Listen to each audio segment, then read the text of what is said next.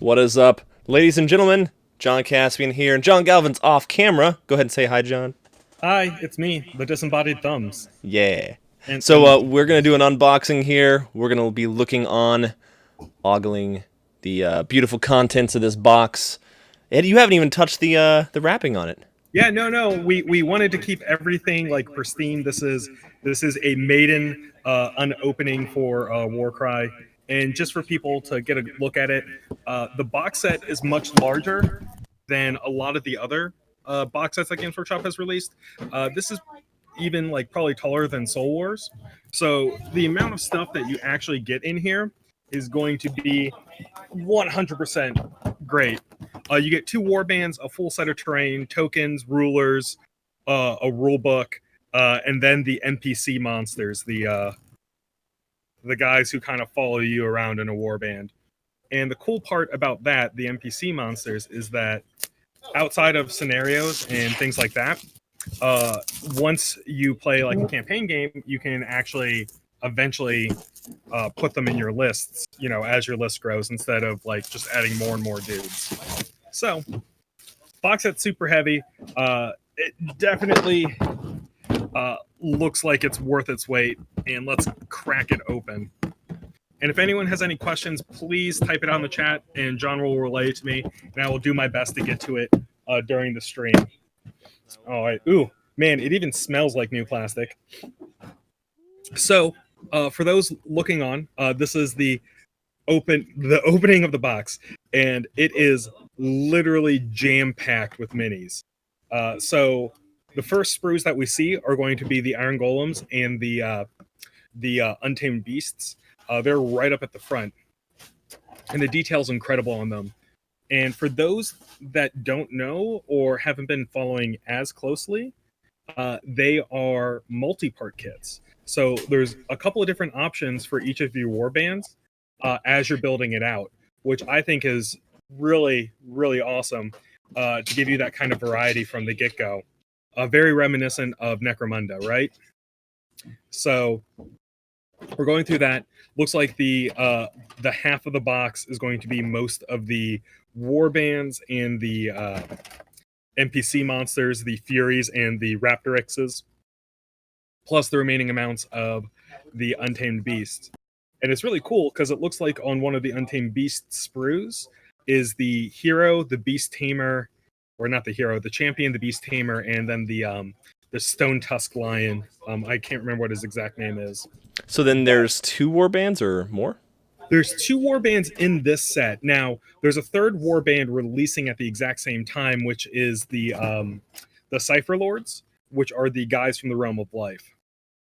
Now, But they're still chaos, or are they good guys? They are chaos, but they are probably the most deceitful of chaos. They are city lords, so they rule a city in the Realm of Life, and they basically manipulate people to follow chaos without them really knowing.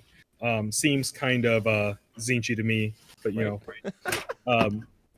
but an important note for anyone who's wanting to split the Raptorixes and the Fury sprues, they come together. So you're going to have to kind of cut the proper pieces out because you're going to get Furies and Raptorixes mixed in between these sprues. Good to know.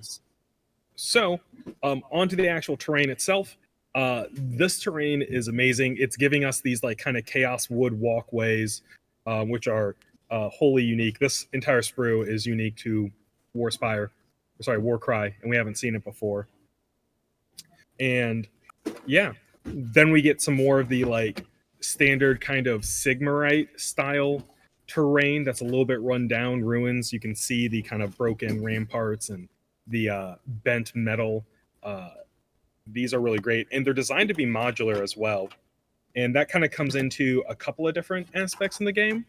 There's kind of different maps that you can play on, set maps. Okay.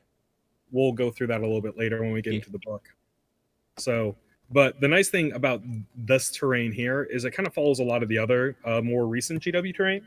The actual assembly is mostly done for you. It's basically just putting the pieces together, kind of like walls of a building, right? Like you're not having to do a whole lot of assembly outside of just making the building happen. he says as he pulls out the bell part of the kit. There's like a bell tower part of the terrain kit. Looks good. Yeah, it's amazing. It actually comes with stairs too. Now, the stairs look absolutely amazing, and like I said, they're doing a really good job about like making walkways and things like that because verticality is a big aspect of Warcry. So, unlike, let's say, regular Age of Sigmar, where height and multiple levels of a building may not come into play a whole lot, it will come into play a whole bunch during Warcry. And yeah, so the sprues themselves, absolutely amazing. There's a couple of like generic building pieces, and then there's a couple of like nice scenery bits, like the bell tower, and then there's this like big Sigmar head with like a chaos rampart on it, which is really nice. Yeah. But if you guys look at it, not only do you get the 2 full war bands ready to go, but you also get, oh god, how much is it? 1, 2, 3, 4, 5, 6, 7 sprues of terrain. And these are like 7 complete buildings that you can make modular, so you can make several buildings or bump them up or whatever, plus all that. So it's a really good buy. You get this nice full color art that will get framed and put up in the store. No, other way upside down. Oh, right. That's right. We're doing it this way. We're getting the Iron Golem and Untamed Beast art. They're fighting against each other, and you can kind of see the Baron Spire in the background, Archeon's temple, what everyone's really trying to get to in the grand scheme of things. They get like glory, then he like rewards them, right? Yeah, so the idea is all of these Chaos War bands are below initiates, right? They don't even know what the 4 gods of chaos are. So what ends up happening is there are these guys that live in the most rural and untamed part of the mortal realms, and the they Alabama of chaos.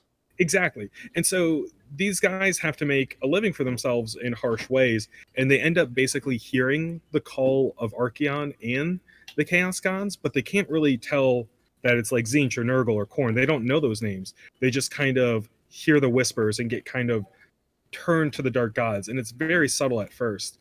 There's some extreme examples in the Warcry warbands, but these Iron Golems I like a lot because they know, or they have heard Archeon. They know that there's a great general out there, and they think the best way to make their tribe prosper, their civilization prosper, is to become his smiths, right? The guys that craft the weapons for the Everchosen, and they are trying to prove their weapons in battle with these other warbands. Where the Untamed Beasts, they follow this great entity called the Great Devourer. So they think that this great beast is out there that's going to eat all of the eat all of reality, and they try to make themselves in that image. So it's kind of cool. But yeah, you get this great cardboard board to play on. It's very thick. It's double-sided. I'll crack it open in a minute. Oh, so it's not like a folding one like the Kill Team ones. No, it is a folding one. It absolutely is. It folds out. Is. Okay. I can't see it on the screen there, but okay. Yeah, so it's kind of, if you can see, I see. Oh, nice. Two frames ready to go. And it comes with the tokens and all that sort of stuff that you want to represent what's going on with your warband, which is really great. Now, you also get your card sets in here for the Chaotic Beasts, the Iron Golem, and then the Untamed Beasts, which are going to be in there as well, which we'll crack open in a minute. This is exciting.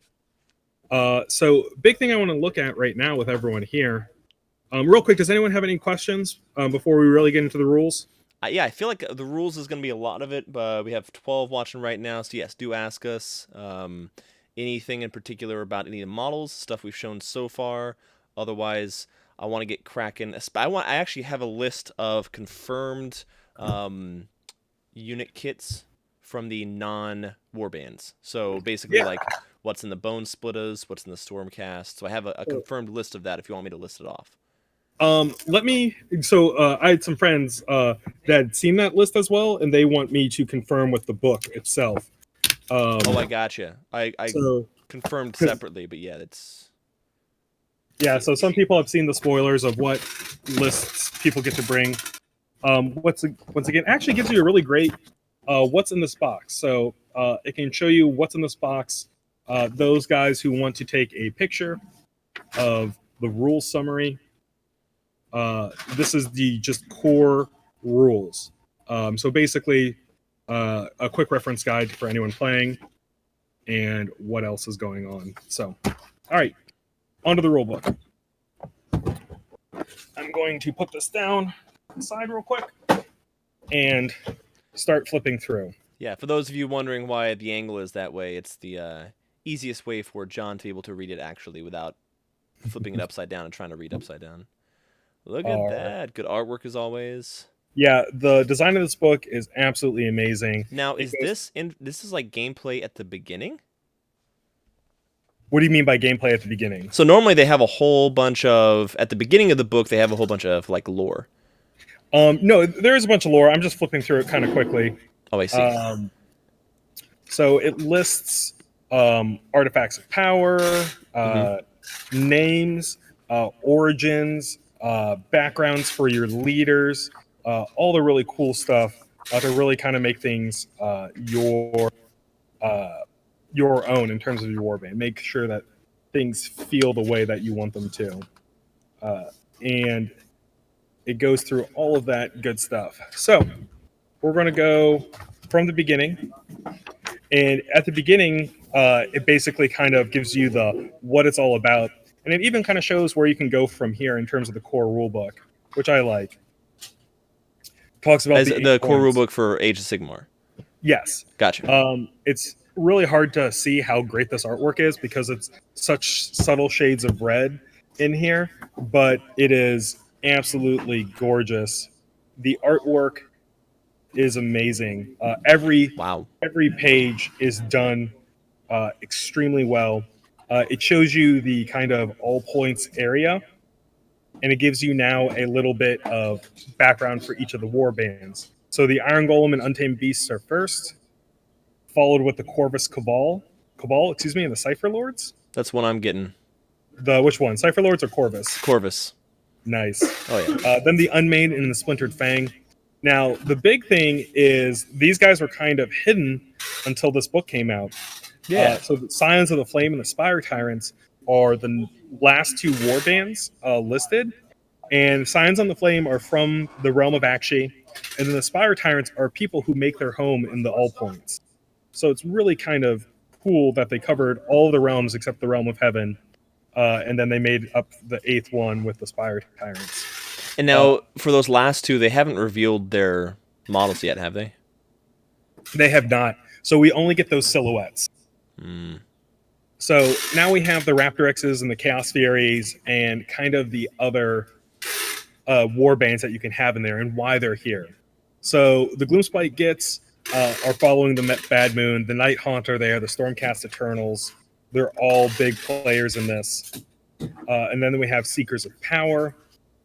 And this will kind of give you the art page of each of the war bands, showing you the models, them painted up nicely, and basically their spot in the world itself.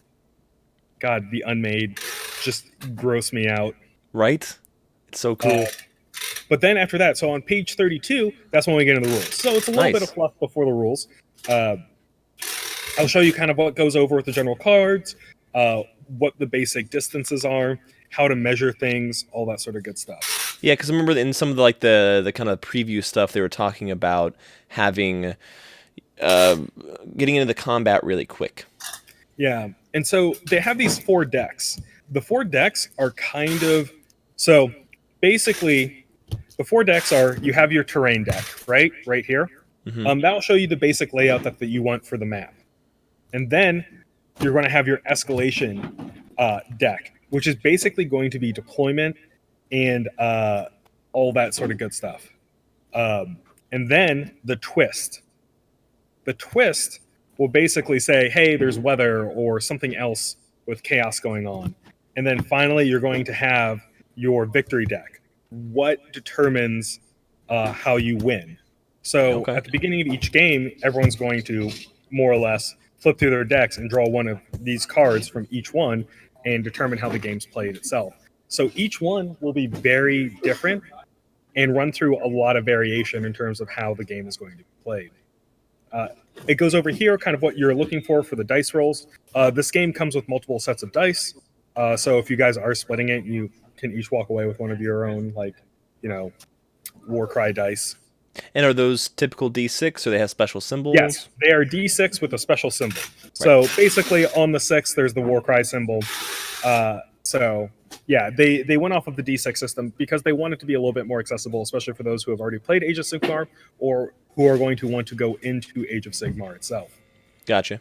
So yeah, and it'll go through, and there's a lot of rules in here. Rules for following, rules for climbing, which I like a lot. The fact that you can move up and down freely, holding your action, getting out of combat, which I hear with the Unmade is almost impossible, cover, and all these great things. How each one relates to other parts of the game. I like the Chaotic Beasts. So basically, these are going to be the Raptor X's and Furies, and then anything else that they release in the game, which is really fun. And then Rune Marks. So Rune Marks are one of my favorite things that they've added into this game, and it's basically just visual depictions of rules and things like that are coming. So twists will show, is it an environment, a fate, a magical phenomenon, orientation, psychology, creatures, or climate. And then rune marks themselves will be special abilities that each one of those characters can have, the weapons that they can have, and different types of deployment, factions, characteristics, all that good stuff. All done with this great visual system, which I think is absolutely fantastic. So yeah, and this will go into open play. And open play is as you would think, right? It's just basically you and your friend showing up and playing a game with whatever you got, not worrying about points, and going from there. Then there's also going to be narrative play, which I think is going to be one of the strengths of Warcry. And narrative play in itself will allow you to run campaigns, so you can add more to your warband, you can level things up, you can take on different weapons, artifacts, all that sort of good stuff. And you even have this little progress tracker, which basically says every time you've completed something, you get basically either a artifact of power. They're saying this new role called Convergence, which I'm assuming is like a stat buff or something. But yeah, you can get an artifact of power, command traits, or a campaign goal kind of thing from there. So yeah, these ones are really cool, and it tells you how to level up characters, what happens if they fall in the battle. They're either going to get slain or they'll, hopefully recover from it.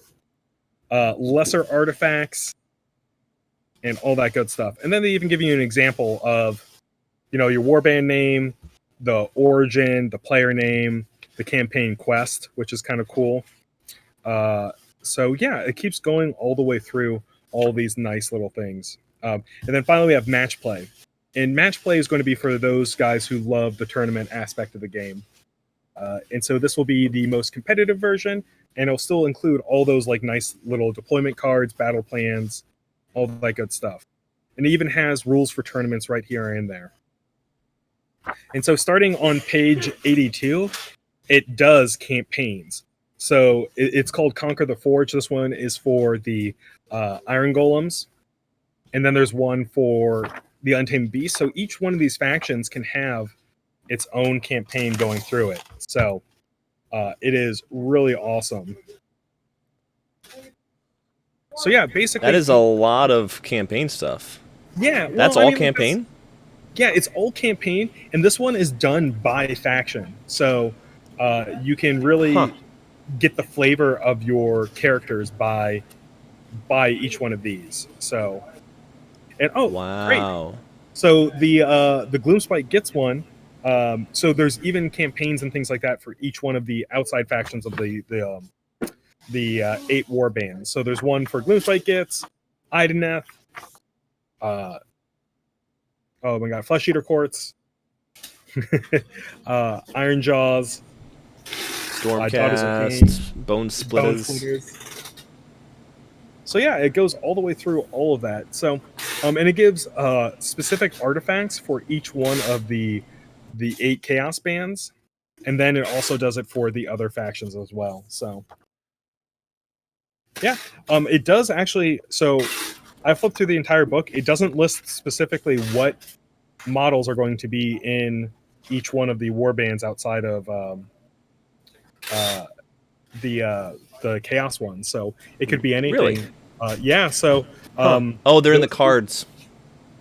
right, and we don't have those cards yet. So uh, Right. I'm sure the cards will say it on like the outside. oh yeah. Yeah. So I can get my list real quick though. Let me pop that into existence. but yeah. So basically, that list is unconfirmed until we actually get. I have confirmed it. Oh, with Games Workshop. Yes. Okay. Or it Well, has cool. been confirmed with GW. I think I All can right. safely say that. Well, cool. Yeah. So So for Stormcast, you've got the Vanguard Raptors, Vanguard Hunters, and Griffhounds. Night Haunt, you have the Chain Rasps, the Grimghast Reapers, Spirit Hosts, and the Glaive Wraith Stalkers. The Night Haunts look like they have 4 versus the rest of them, which have 1 through 3. yeah. Legions of Nagash, they've got Necromancers, Skeleton Warriors, and Graveguard. So that one actually is a pretty easy one to be, like, if you're looking to be thematic. Yeah. Because it's a good combination. You got your leader and all that. Iron Jaws have the Brutes and the Ardboys. Deepkin have the Thralls, Reavers, and the Achelian Guard. Nice. The Gloomspite have Squig Hoppers, Moon Clan Grots, and the Squig Herd. So it looks like it's going to be a pretty horde-like warband. Yeah. Crypt Horrors and Crypt Ghouls for the Courts. So none of the big... Well, are Ghouls kind of bigger? No, it's the Crypt Horrors that are the big ones. Okay, so those are the bigger ones, but other than that, you don't get anything, crazy. Bone Splitters have the Orcs, so that's just the one type of model. And then Yeah. Daughters of Cain have, I don't know how to pronounce any of these, so help me out. Melusai, Chimerae, and Daughters of Cain. Thank you. Or Witch Elves. Or yeah, Witch Elves. Yeah. So that's pretty good. And I have all of those for Night Hunt, I think. Maybe not the Spirit Hosts. But yeah, when we get that in, we're definitely going to be doing some game streams of this. Yeah, sure. absolutely. Yeah, Are so, those assembly instructions? Yeah, I'm looking through the assembly instructions, and they do give multiple options for a lot of the characters. So each of the, so it looks between Iron Golems and the Untamed Beasts. Okay. You have some special characters that have no modularity. So the Drill Master, the Dominar, and the Ogre Breacher are all set in their builds, as well as the Armator. Now, the Signifier can be billed as a Prefector instead, and they'll have different rules depending on how you build them. The Prefector looks like he is more designed for combat, where the Signifier is their kind of standard, right? And they're the only ones with a standard that also doubles as a drum. Now, with that, we go on to the Iron Legionaries.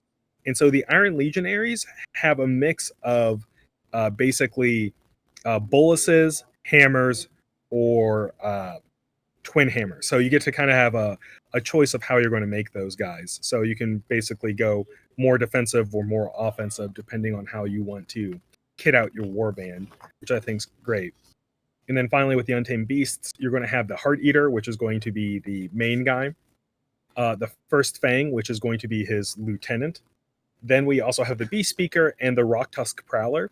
And these guys are going to be kind of a combo together. They're going to operate together in a way. And then finally, we have the Plains Runners. Oh, so excuse me. Before then, we have the Prey Taker, which can be built into multiple different ways. And then we'll go down to the Plains Runners, which are going to be your basic infantry that can be built with either weapon, axes, or daggers going from there. The Raptorixes and the Furies have multiple ways of building them. They're kind of multi-part in terms of, oh, hey, all these guys don't have to end up looking identical to each other. There's different ways to build them to make sure that you all have a lot of modularity in terms of how they're going to look. And then same with the Furies seem a little bit more monopose, but they have a lot more dynamism to them. And going from there, it'll kind of show you how to build each piece of the terrain in order to use it in a how the terrain system works, right? So basically, the terrain system, you'll follow the deployment or the terrain setup on the card itself. So it's really kind of cool to see how all this terrain goes together, and they'll say mix and match parts to make runes as desired, and you can kind of go from there. Yeah, I was gonna say it's nice that they color code like the intersections. That's They nice. have a really, really awesome way of color coding this and making sure that everyone can kind of follow these rules in a way where they are, fun. Looking through this, I'm really excited to play the game. The rules at first glance don't seem any more difficult than Age of Sigmar, which is already a fairly intuitive game to get into. So I'm excited about it. I'll be working on the Iron Golems tomorrow on the paint stream. Sweet. So I can't wait to show off me using a combination of contrast and regular paints to get these guys battle ready as quickly as possible. It's gonna be awesome. It's gonna be awesome. Yeah, I'm looking forward to seeing how you're using some of the contrast technique stuff, John. Yeah. So, and I'm excited to show it off. I'll be doing basically a lot of glazing over the Iron Sweet. Golem armor with contrast. So That's one thing I haven't tried yet. It's glazing. yeah. Although I guess contrast in a way is a glaze. Yep, it absolutely is. Huh. Well, cool. All right. If anyone else has any questions, I'll be happy to answer them. But if not, we'll be back tomorrow with some more Warcry content for all of y'all. Yeah, can you pop that assembly instruction up to the camera? Just that part. Look at those. That is beautiful. That's a lot of stuff. Whew. Yeah. Once again, for the price point, it is a snap buy. Even if you just want the terrain and the Chaos Beasts. So Ben from Games Workshop did confirm that these Chaos Beasts, and the 2 warbands will be usable in the Dark Oath or the Chaos faction of Age of Sigmar. The Archeon one? I think it's just the regular Chaos Warriors one. Okay, which one's Archeon again? Which one's his? The Ever Chosen. Ever Chosen, that's the one. Thank you. The whole plot of these guys is that they are trying desperately to become Ever Chosen. So they're working on their way to it, but they're not quite there yet. And each one wants to become Ever Chosen or a part of Archeon's army for different reasons. And depending on how well they perform in front of him, will determine where they end up in his hierarchy. I was gonna make a really bad pun about it. It tain't gonna happen. Get it? Because it's chaos. Yeah. Yeah. Well, yeah. So, guys, we'll have the rulebook and the models here for y'all to view. The sprues are absolutely gorgeous. We are still taking pre-orders. Just so everyone knows, we are somewhat limited on pre-orders. So if you're interested, please put them in as soon as possible. And I imagine this is going to be exactly like the Kill Team box, which went away and will not come back, as far as I know. Correct. Yeah. So you better get it now because you're not going to get it again. Yeah, I expect this to be broken apart relatively quickly, just so the terrain and all that stuff will be built separately. So it's good stuff. Just reiterating, 2 war bands, the Untamed Beast and the Iron Golems, 12 Chaotic Beasts, 6 Raptor X's, 6 Furies, and then 1 whole terrain set, plus the rule cards, plus the gang battle cards, plus the battlefield, the objectives, the twists, and the deployment cards. So it is a great deal, especially if you look at buying all those things separately. Absolutely do it. So, yeah. GW, at it again. It's great. Yeah. I mean, they do a good job of making sure that all this stuff is the best deal possible. So it's awesome. Yeah. Fantastic. And that looks like terrain you can use anywhere, like in any game. Oh, yeah. This will work well in 40K. There's nothing in it that necessarily pushes it to Age of Sigmar in the verse of 40K. Oh, sweet. Because this could be any ruins, right? Any planetary ruins. This works great in Malifaux. This works great even in, Frostgrave. All these sorts of small. We have an entire shelf of terrain. Well, I think we have multiple shelves of terrain at this point. Yeah. One of those is like D&D terrain, which would work well with this. Absolutely would. The D&D terrain is the same scale, so it's really easy to, combine and make new battlefields and all that sort of good stuff. Heck yes! Oh, that's so exciting. So, John, for Gen Con, real quick, you excited? Yes, I am super pumped about it, but it is catching up with me so quickly, and there is so much to do at Gen Con. It's kind Yeah. of overwhelming. And we're only going to have like 10, 15 minutes for a Friday morning ramble. So, Correct. but currently I have a booth that we're going to have. Oh, great. Yeah. It's going to be Gigabyte's booth. It's going to be awesome. Yeah, and I'm going to the retailer night on Wednesday, so Sweet. I'll have some first looks at some things, and I'll be able to report back to y'all in terms of what I found. So Sweet. it'll be quick fire, and since we're about 2 weeks away or so, a little over 2 weeks, if there's anything in particular you want to see at Gen Con, content, tournaments, any sort of events, just let me know, and I'll do my best to, get the information that you guys want. Aw, yeah. Cool. Sweet. Thanks, everybody, for joining us, and we will see y'all in the next stream. Yep. Goodbye. All right. Thank you. Goodbye.